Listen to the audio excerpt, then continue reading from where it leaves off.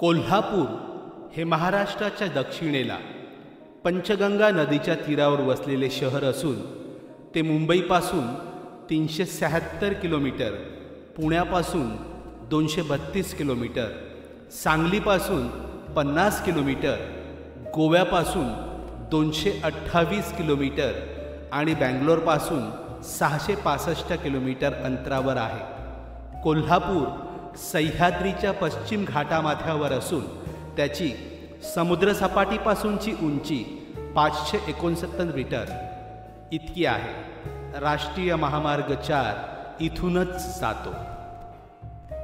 शिवछत्रपतींच्या मराठा राज्याची इसवी सन 1707 साली 2 तुकडे झाले। कोल्हापूर आणि सातारा या 2 गाद्या अस्तित्वात आल्या। त्यापैकी कोल्हापूर संस्थानच्या अधिपती ह्या महाराणी ताराराणी बनल्या। पुढे जरी संपूर्ण भारत देशाबरोबर कोल्हापूर संस्थान जरी ब्रिटिश अधिपत्याखाली आले असले तरी कोल्हापूर संस्थानच्या अधिकारांना धक्का लागला नाही। 15 ऑगस्ट 1947 रोजी भारताच्या स्वातंत्र्यानंतर कोल्हापूर संस्थान देखील स्वतंत्र भारतात विलीन झाले।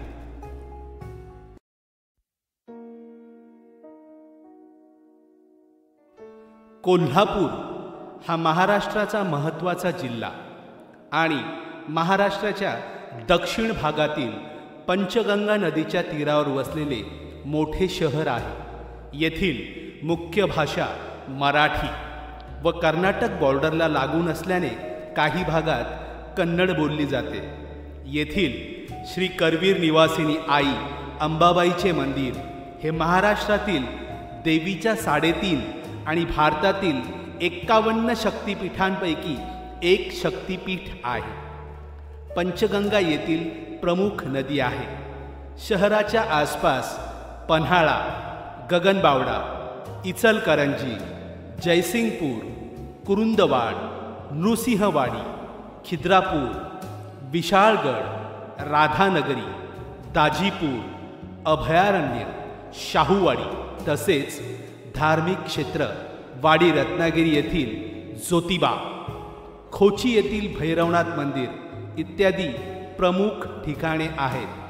कोल्हापूरला श्रीमंत छत्रपती शिवाजी महाराज यांची गादी म्हणूनही ओळखले जाते। श्रीमंत छत्रपती शाहू महाराज यांच्या काळात म्हणजेच 1874 ते 1922 मध्ये शहराचा मोठा विकास झाला। कोल्हापूर आपल्या रंगीबेरंगी पोशाख, कोल्हापुरी चपला, कोल्हापुरी साज आणि कोल्हापुरी मसाले यांसोबत आणखीन काही गोष्टींसाठी प्रसिद्ध आहे। कोल्हापूरवर काही काळापूर्वी छत्रपती भोसले घराण्याचे शासन होते।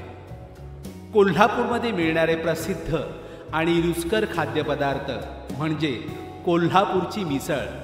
महाराष्ट्रातील ही प्रसिद्ध मिसळ कोल्हापूरमध्ये अनेक ठिकाणी वेगवेगळ्या प्रकारे मिळते। उदाहरणार्थ बावडा मिसळ, फडतरे मिसळ, चोरगे मिसळ, हॉटेल साकोली मिसळ, खासबाग मिसळ वगैरे। मांसाहारी खाद्यपदार्थाच्या संदर्भात कोल्हापुरातला तांबडा रस्सा, पांढरा रस्सा, मटणाचे लोणचे, खिमा राईस बॉल्स इत्यादी प्रसिद्ध आहेत।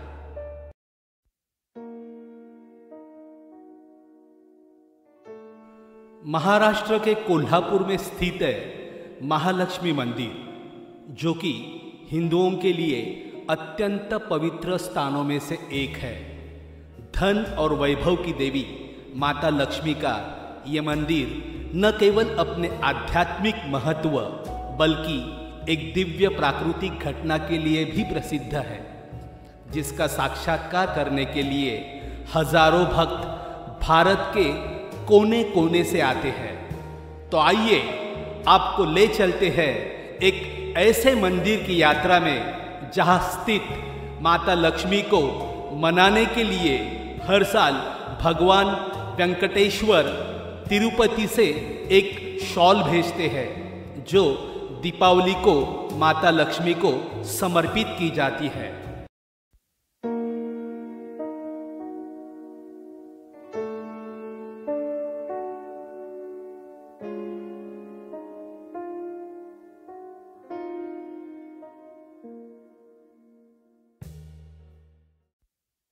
समुद्र सपाटीपासून सुमारे 3000 फूट उंचीवरील या ज्योतिबा डोंगराचा परिसर हा निसर्ग सौंदर्याने नटलेला आहे.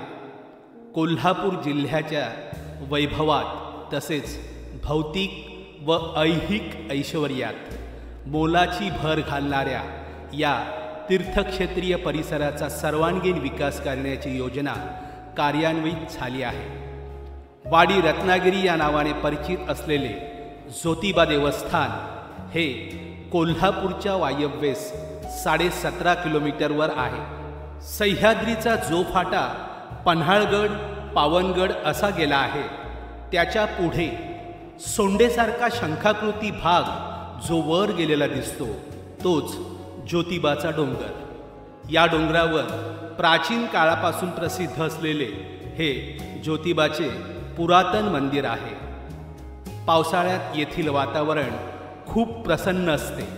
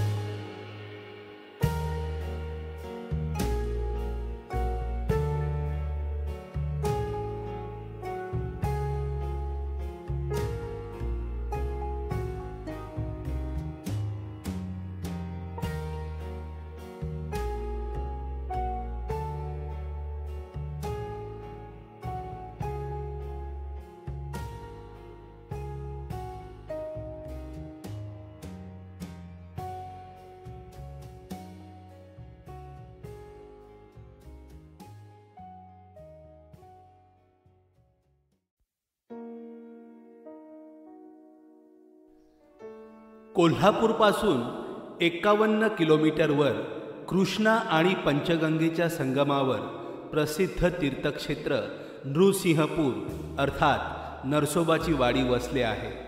दत्तात्रेयांचे अवतार श्री नृसिंह सरस्वतींचे या ठिकाणी 12 वर्षे वास्तव्य होते असे सांगितले जाते.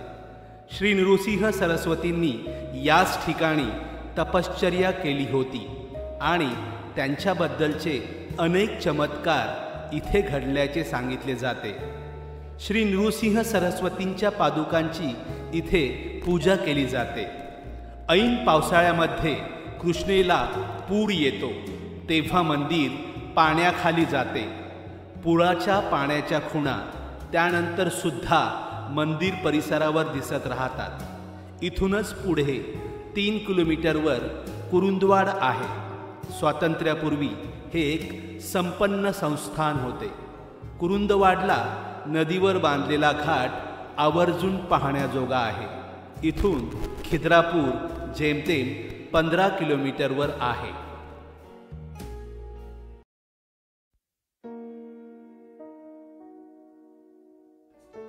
पन्हाळा हे ठिकाण कोल्हापूरपासून 20 किलोमीटर अंतरावर आहे. समुद्र सपाटीपासून 977 मीटर उंचीवर असलेले पन्हाळा हे मोहक प्रेक्षणीय स्थळ आहे, जेथे आपण आपली सुट्टी घालवण्यासाठी जाऊ शकतो. पन्हाळा किल्ल्यामध्ये इतर डोंगरामुळे करड्या किंवा पांढऱ्या रंगाचा वारसा येथे जपला आहे.